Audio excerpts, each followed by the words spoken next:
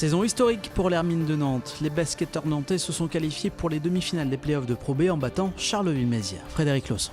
C'est historique. Pour la première fois, les joueurs de l'Hermine se qualifient pour les demi-finales de play-off de Pro B.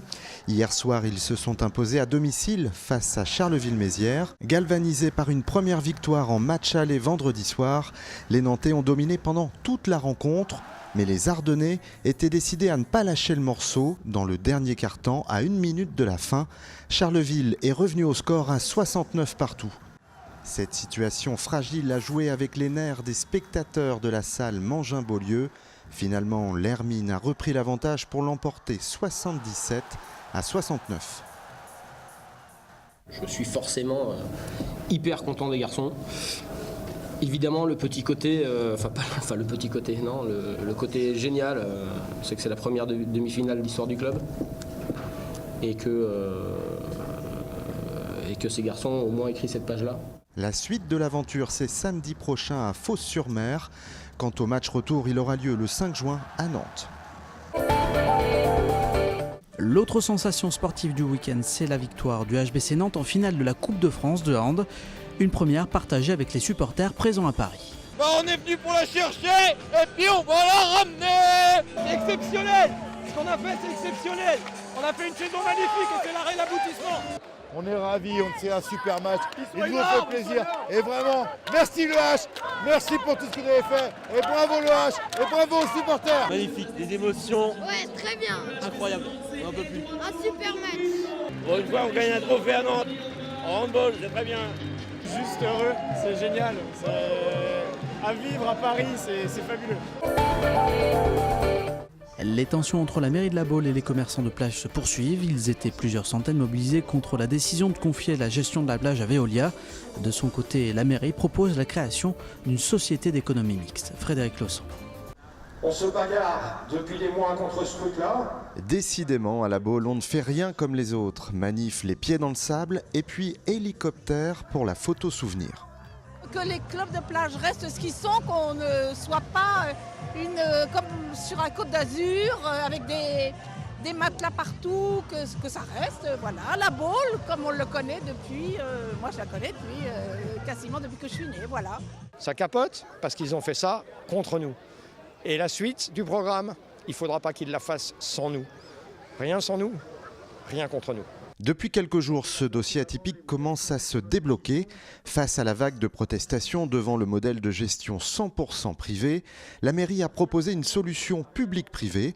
Les professionnels soutiennent cette initiative qui limiterait la hausse de leurs redevances. On serait sur une société d'économie mixte locale, c'est-à-dire une gestion publique-privée, majoritairement publique, ce qui est important parce qu'on est quand même sur le domaine public maritime. Et donc une recherche de profit qui sera moindre évidemment.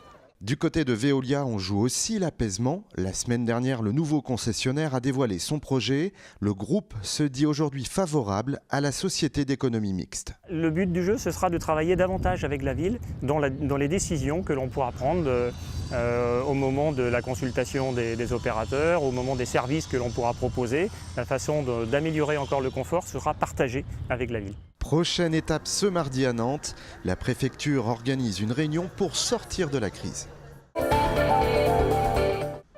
À quelques semaines des vacances d'été, les maîtres nageurs sauveteurs qui surveilleront les plages sont en formation. C'était le cas ce week-end à la Turballe. Frédéric Lawson. Merci. Je vais en PLS. Cet été, ils vont peut-être sauver des vies ou rassurer les vacanciers. Formation intensive à la Turballe pour les sauveteurs en mer. La SNSM prépare ses équipes.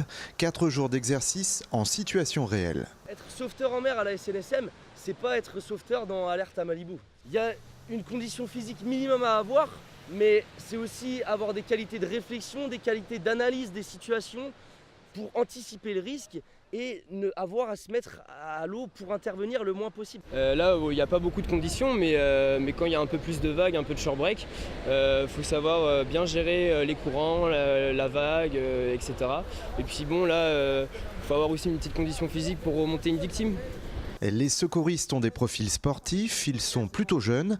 Ils ont aussi les pieds sur terre et la tête sur les épaules, car c'est une mission qui demande un grand sens de l'engagement. En fait, une fois qu'on est validé, on est sauveteur, on a la vie des gens entre nos mains. Donc ouais, c'est une grosse responsabilité.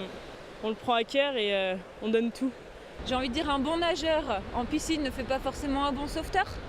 Donc ce sont des gens qui ont envie de aussi porter secours, de se rendre utile. Et je pense qu'avant tout, il faut qu'ils aient aussi ce plaisir de la mer. Le dernier jour, là, ça va vraiment m'aider à me sentir prête, je pense. Oui. Moi, personnellement, j'ai beaucoup de pression. Je me mets beaucoup la pression aussi. Et c'est une image aussi de la SNSM qu'on transmet. C'est aussi rassurer les gens et savoir qu'ils sont protégés sur la plage. Et c'est nos responsabilités, ça.